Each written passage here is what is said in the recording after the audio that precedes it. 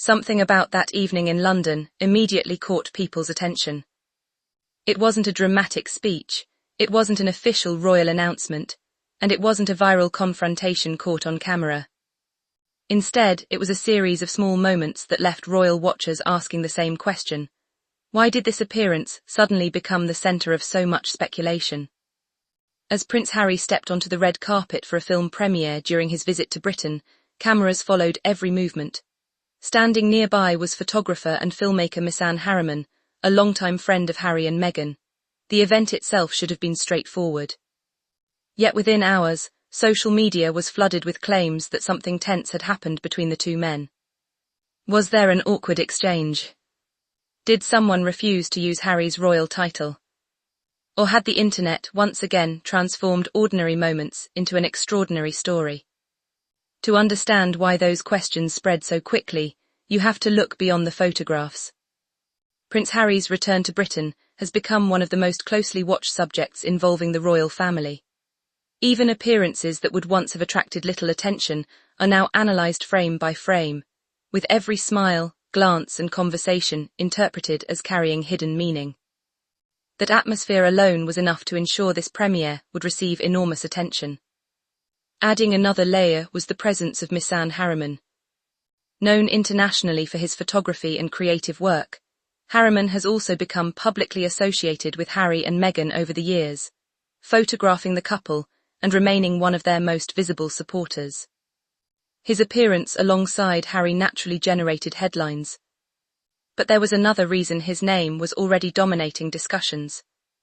Around the same time, Harriman had become the subject of public debate connected to his role as chairman of London's South Bank Centre, following controversy surrounding comments and wider discussions reported in the media.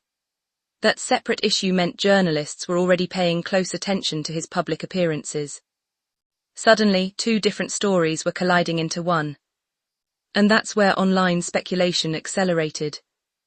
Posts began circulating claiming there had been some form of disagreement over how Prince Harry should be addressed. Some versions went even further, suggesting an emotional confrontation had taken place behind the scenes. The problem: none of those dramatic claims were supported by verified evidence. No credible video showed such an exchange. No reliable reporting confirmed that Misan Harriman refused to use Harry's title. And no trustworthy source verified that Prince Harry reacted angrily in the way many viral posts described. Yet the rumours continued spreading. Why? Because they fit a narrative that has followed Harry ever since he stepped back from royal duties. His relationship with royal titles has remained a subject of constant public fascination. Although he no longer carries out official royal duties, he still legally holds the title of Duke of Sussex.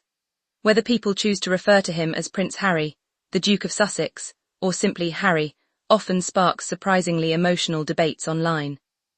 Those discussions rarely stay focused on etiquette.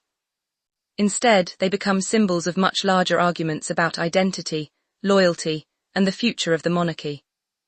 That context transformed an otherwise ordinary appearance into something much bigger.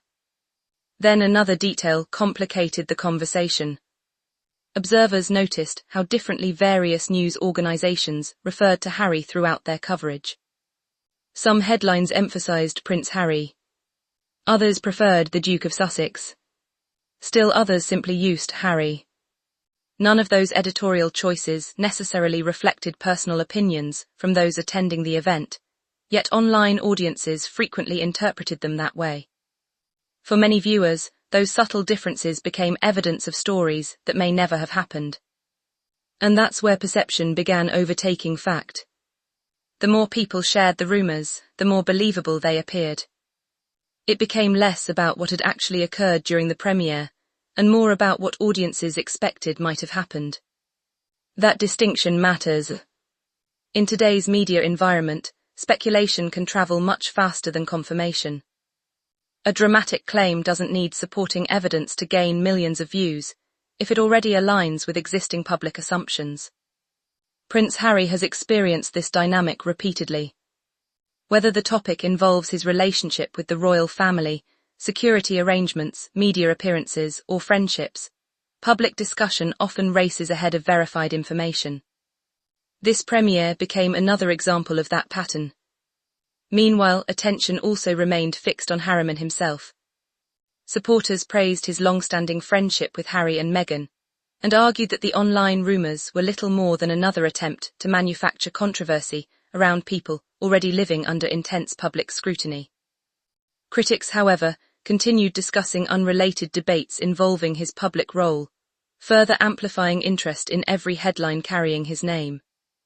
Two separate conversations had merged into one massive online narrative. By the end of the day, millions had seen claims of an explosive confrontation. Yet the available verified reporting painted a much quieter picture. Prince Harry attended the premiere during his visit to Britain, Misan Harriman was present at the event, and online speculation quickly filled the gaps left by limited public information. Sometimes the loudest story isn't the one that actually happened. It's the one people are most ready to believe. And perhaps that's the most revealing part of this entire episode. Not whether a dramatic showdown took place, but how quickly a rumour can become accepted as fact when it involves some of the world's most closely watched public figures. In an era where every photograph becomes evidence and every silence invites interpretation, the biggest question may no longer be what happened behind closed doors. It's whether anyone can still separate verified reality from the story the internet wants to tell.